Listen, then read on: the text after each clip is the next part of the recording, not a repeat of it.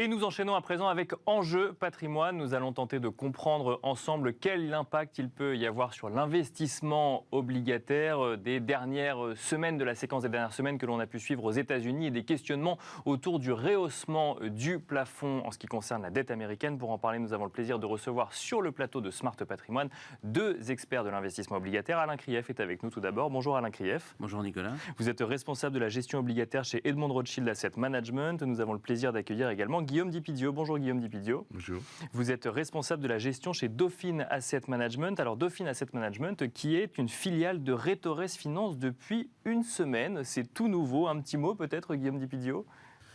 Écoutez, on est ravis d'avoir franchi ce nouveau pas parce que c'est vraiment une grande aventure qui est en train de s'écrire. Et on va parler à présent d'investissement obligataire. On va commencer avec vous, Alain Krief. Alors, personne n'en doutait, l'accord a finalement été trouvé, donc le Congrès américain a adopté samedi exactement un accord qui permet de suspendre jusqu'en janvier 2025 le plafond d'endettement public des États-Unis, un fonctionnement particulier qu'on connaît essentiellement aux États-Unis. Pour autant, avant cela, il y a eu une séquence de débats, de questionnements plus politiques qu'économiques entre démocrates et républicains. Il aura fallu attendre le dernier moment ou presque, avec le risque de voir le pays entrer en défaut de paiement pour qu'un accord soit trouvé.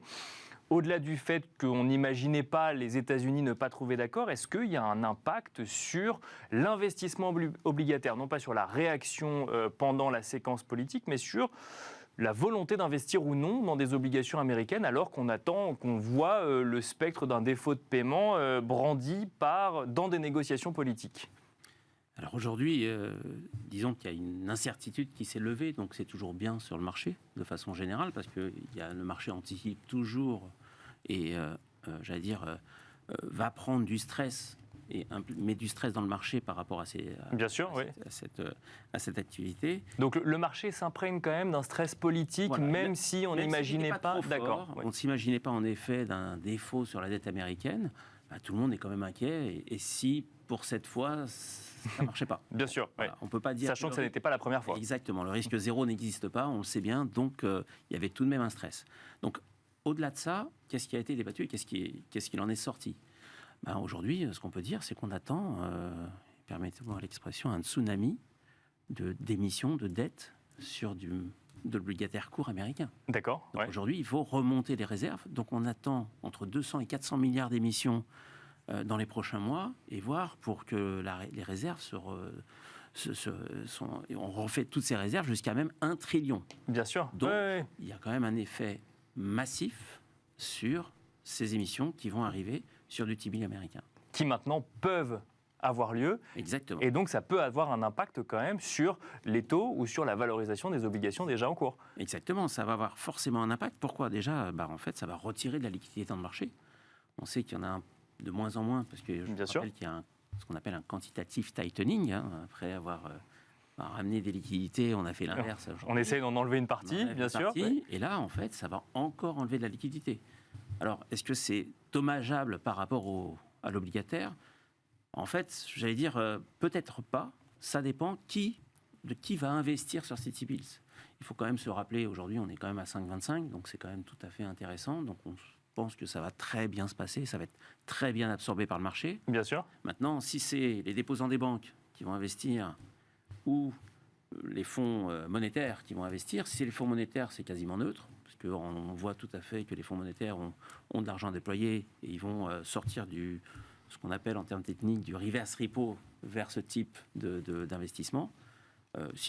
Donc là, pour le coup, ça n'aura presque pas d'effet. Si jamais c'était les déposants des banques, il y aura encore un effet supplémentaire. Bon.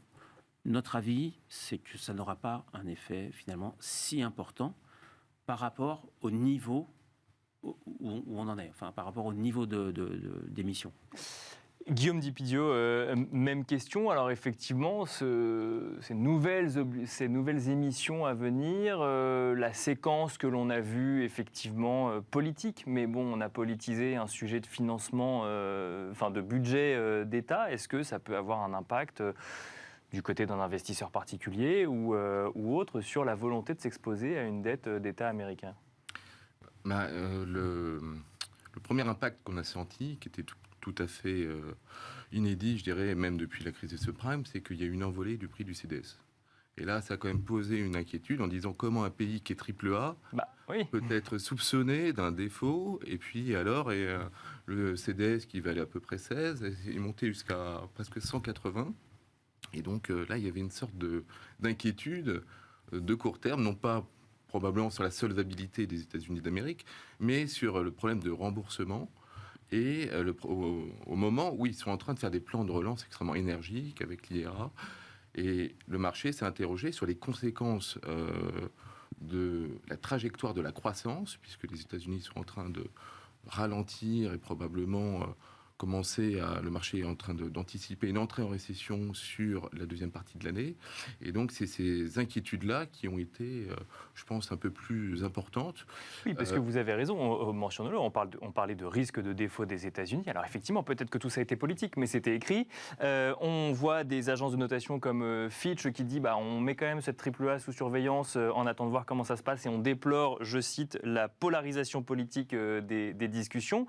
C'est de nature à inquiéter un investisseur qui suit ça d'un peu loin et qui se demande dans quoi est-ce qu'il va investir ses économies quand même. Mais AAA, c'est 20 sur 20. C'est vrai, c'est vrai. Après, on passe de 20 sur 20 à 19 sur 20. Je pense que l'inquiétude est quand même, doit être mesurée. Ce qu'il en ressort sur ces négociations, si les républicains ont été aussi insistants sur le plafond de la dette, c'est parce que l'administration Biden était accusée de trop en faire, de dépenser trop d'argent pour faire un plan de relance qui est finalement un petit peu préélectoral. C'est là où il y avait un peu des distensions politiques. Bien sûr. Oui. Et donc, l'idée, c'était que l'administration Biden, et après, en prévision des élections qui vont avoir lieu l'année prochaine, puisse avoir une trajectoire de dette qui soit beaucoup plus raisonnable et beaucoup moins expansionniste. Et dans cette veine-là, effectivement, l'accord sur le plafond de la dette montre qu'il y aura quand même certaines restrictions, même si ça ne touche pas le plan IRA ou la défense, mais il y aura quand même des restrictions au niveau du budget qui coûtera en croissance, d'après les estimations qu'on arrive à lire, 0,3% du PIB.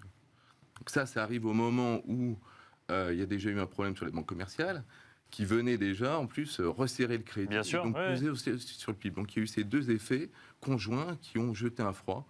Le plafond de la dette, maintenant l'accord étant sorti, le prix du CDS est passé de 180 à 11, c'est-à-dire un niveau bien inférieur à ce qu'il était avant. Donc ça a rassuré tout le monde. Ça montre un peu le côté psychodrame du marché dans lequel on se trouve, avec une anomalie qui est complètement aussi injustifiée, on va dire. C'est la différence de perception du risque entre les actions et les obligations, puisqu'on a encore des spreads, ce qu'on appelle donc des écarts tout à fait importants sur les obligations. Il y a une prime de risque qui est toujours assez forte sur les obligations, alors que sur les indices de peur aux États-Unis, le VIX, qui est l'indice de volatilité des SP500, on est quasiment au plus bas depuis 20 ans. Donc là, on se réfugie sur les actions parce qu'on a peur des obligations. C'est quelque chose de complètement paradoxal. Alors même qu'on a, vous nous l'avez dit Alain Krief, des obligations court terme aux États-Unis qui rémunèrent peut-être plus que ce que le couple rendement-risque aurait laissé entendre dans un monde idéal, si tant est qu'on puisse parler de monde idéal en matière de marché aujourd'hui. Tout à fait, on est dans une transition, donc on est à la fin d'un cycle de remontée des taux. Normalement, oui, voilà, c'est ça. Je vous sens très sûr sur... Non, en fait, on est clairement à la fin. Est-ce que c'est plus 0,25 encore ou pas, etc. Donc ça se passe plutôt bien. Maintenant, quid de la suite? Et la suite, c'est en effet, c'est quid de l'économie, quid de la récession à venir ou pas, et par rapport à ce qu'on dit et ce qu'a dit Guillaume, en effet, est-ce qu'il est nécessaire de freiner encore l'économie de façon supplémentaire? C'est pas forcément évident. Donc pour la Fed, la Banque fédérale américaine, bien sûr, c'est très important aussi de voir comment ça se résout, comment ça va se passer sur le marché, parce que finalement, les réductions, donc on parle de réduction de 136 milliards finalement sur 2 ans, Biden sort plutôt gagnant, c'est assez peu. Donc il n'y aura pas tant de réductions que ça. Il a limité, disons, la casse sur les réductions de dépenses. Mais en même temps, il a donné suffisamment pour que ses opposants politiques puissent y voir une victoire aussi. Tout à fait. Donc sur le marché, c'est pour ça que sur le marché, en effet, il y avait une prime de risque. Il y a toujours cette prime de risque importante sur les obligations et sur le crédit aux entreprises. Ce qui en fait d'ailleurs des opportunités claires d'investissement. Hein. Mais en fait, justement, ce spread, cette prime de risque crédit a tendance à diminuer. Et l'après-accord, on l'a vu clairement, aujourd'hui, on a cette prime de risque qui diminue. Parce que c'est une incertitude qui est levée.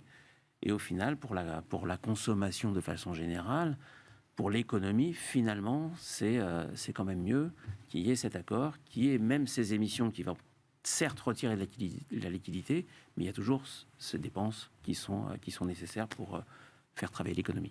Mais ça veut dire quoi? Ça veut dire que les obligations, que cette anomalie qu'on voyait dans des obligations à court terme réputées sûres, notamment le bon du Trésor américain et en même temps rémunératrices, va se normaliser? Ça devrait se normaliser. Ça devrait se normaliser. Donc c'est pas forcément l'opportunité du moment. C'est l'opportunité du moment. Si c'est l'opportunité du moment. Parce que si ça se normalise, ça veut dire que les taux vont baisser. Donc d'accord. C'est l'opportunité du moment. C'est ce qu'il faut comprendre. Si on doit chercher une opportunité, Guillaume Dipidio, il faut aller regarder du côté des bons du Trésor américains.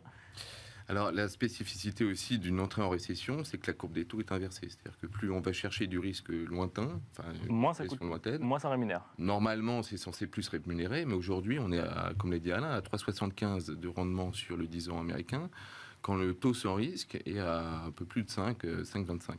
Donc, à ce moment-là, pour l'épargnant, il est quand même compliqué d'aller chercher un risque supplémentaire pour gagner quelques 0,5-1% de plus, alors que déjà le taux sans risque est extrêmement rémunérateur. Et peut-être qu'il sera plus rémunérateur que le niveau d'inflation. Mais alors qu'est-ce qu'on fait quand on est professionnel de la gestion? On se dit, effectivement, dans un contexte comme celui-là, prenons ce qu'il y a à prendre et laissons le long terme pour plus tard, ou au contraire, on admet que la situation n'est pas normale et qu'il faut se préparer à un retour à la normale? Il me semble que du point de vue de l'investisseur européen, en zone euro et qui a des euros à investir, l'opportunité d'aller déjà sur un marché en dollars, nous, nos anticipations seraient plutôt d'avoir un dollar qui s'affaiblit un petit peu, que cette vigueur qu'on a eue, qui nous semble un petit peu anormale, se résorbe. Et dans cette configuration-là, s'investir en dollars, dans un dollar qui se déprécie, il faut le couvrir. Et pour le couvrir, ça coûte à peu près 1,5%, 1,8%. Et donc là, déjà, vous perdez la rémunération des 5,25 en dollars sur le taux sans risque américain et vous retombez sur le taux sans risque européen qui est à peu près à 3,25. Donc restez en France ou restez en Europe. Restons à la maison. Je pense que pour l'instant, ça se passe mieux. Et il y a des opportunités sur l'obligataire en Europe également, Alain Krief? Alors oui, il y a toujours des opportunités parce que les marchés américains et européens, en fait, mine de rien, surtout sur l'économie et sur les dettes d'entreprise, sont collés, se suivent. Donc en fait, quand on sent qu'il y a une récession aux États-Unis, forcément, ça va impacter l'Europe.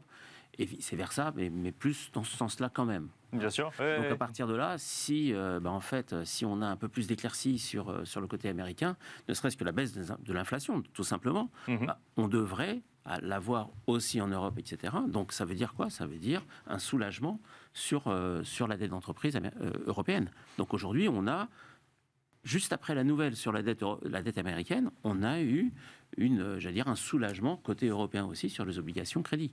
Donc en fait, c'est forcément impactant et il faut quand même lire l'activité américaine pour comprendre l'activité européenne aussi, en obligataire.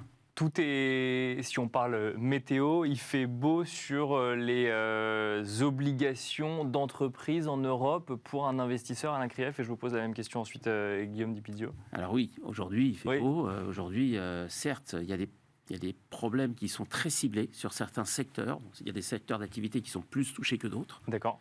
Mais quand on va chercher de la qualité, que ce soit de l'investment grade ou ce qu'on appelle le haut du high yield, la signature WB, c'est-à-dire qu'on retrouve un gros panel de l'activité, on a à la fois du rendement et à la fois de la qualité. Donc en fait, et du risque. Et du risque. Là, on en retrouve un peu quand même. On en retrouve un peu, mais après, vous avez des rendements qui sont de l'ordre de 5, 6, qui sont tout à fait sympathiques. Et là, pas forcément sur un an, mais sur 3, 4, 5 ans. Donc c'est quand même sympathique aujourd'hui, dans un marché où l'inflation, certes, ne descend pas si vite que ça, mais elle a tendance à descendre. Donc s'assurer d'avoir un... En tout cas, le mouvement a l'air d'être enclenché. Voilà. Donc ça devrait bien se passer. Guillaume Dipidio, vous nous avez parlé tout à l'heure de la différence d'appréciation entre les actions et les obligations quand on parle d'obligations d'entreprise ou d'investissement sur les marchés actions. Est-ce qu'il y a des arbitrages plus difficiles aujourd'hui qu'il y a quelques mois? Est-ce que le risque rémunère toujours suffisamment? Sur les obligations, il y a un phénomène qui est assez particulier, c'est que on est sorti de la crise Covid et tous les gouvernements, notamment en Europe, ont secouru les sociétés pendant cette période-là, ce qui fait que la plupart des bilans sont relativement sains. Et si effectivement le contexte économique se dégrade, ce sera un petit peu plus tard qu'on le verra. Donc c'est pour ça que nous, on est plutôt sur des stratégies qu'on appelle des fonds datés ou des fonds échéances, puisque pour l'instant, les marges des entreprises sont quasiment plus en Europe. Donc elles ont bénéficié, elles ont engrangé un petit peu des bénéfices qui permettent de solidifier leur bilan. Et en plus, il y a un petit peu de visibilité. Donc avant qu'on ait une probabilité plus forte de remontée du taux de défaut des entreprises, je pense que ça prendra du temps. Et donc c'est pour ça qu'à 3, 4, comme il disait Alain, il y a beaucoup de choses à faire qui sont très rémunérateurs en Europe, plus que les 3,25 taux sans risque. Moralité, il est important de suivre ce qui se passe aux États-Unis, mais de regarder quand même quelles sont les opportunités d'investissement en Europe, si je comprends bien. C'est plus proche de nous. Merci beaucoup Guillaume Dipidio, responsable de la gestion chez Dauphine Asset Management. Merci Alain Krief, responsable de la gestion obligataire chez Edmond Rothschild Asset Management. Merci à vous également de nous avoir suivis et je vous donne rendez-vous très vite sur Bismart.